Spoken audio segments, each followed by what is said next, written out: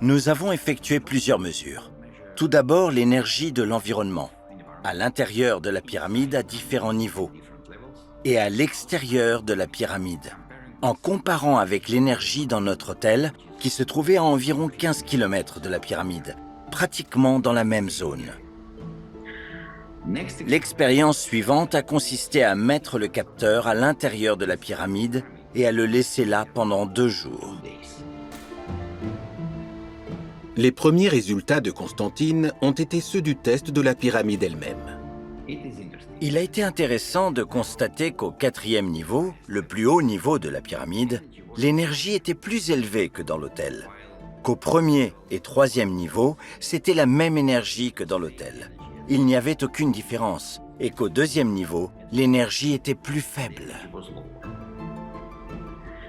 Ensuite, j'ai effectué une mesure à l'extérieur de la pyramide.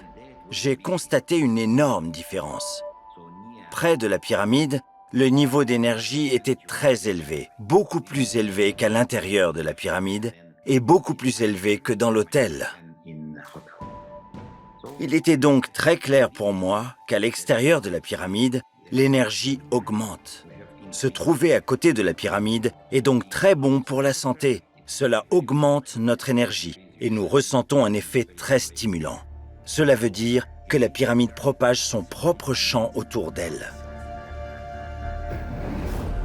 L'expérience suivante était un test avec de l'eau. Des résultats intéressants en sont encore une fois ressortis.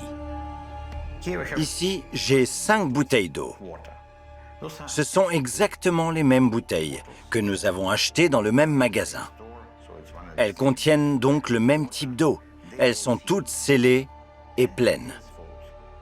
Nous avons laissé une bouteille ici à l'hôtel et nous avons emmené 4 bouteilles à la pyramide.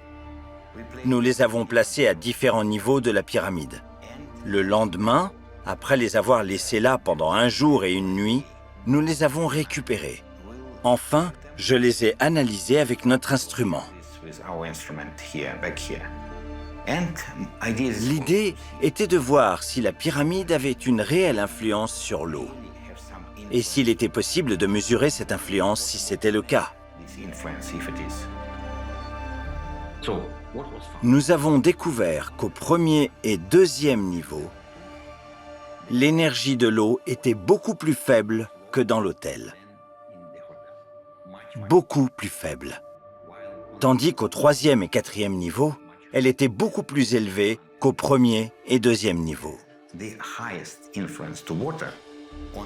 C'est au 3e niveau que nous avons mesuré la plus grande influence sur l'eau. Le paramètre était la fréquence de l'eau. Encore une fois, au 3e et 4e niveau, la fréquence était beaucoup plus équilibrée, alors qu'au 2e niveau, c'était beaucoup plus chaotique qu'à l'hôtel.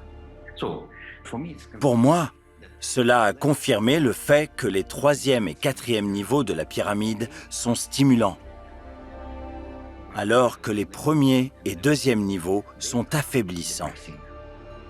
Plus nous nous approchons du sommet, plus l'influence est grande. Après son étude initiale sur les champs énergétiques de la pyramide, Constantine est passé à l'étude des effets liés à l'énergie sur des sujets humains. Voici comment l'expérience a été menée et les résultats qui en ont découlé. Nous avons fait des tests avec 2 personnes, 2 hommes apparemment en bonne santé, des hommes forts. Leur énergie était très bonne.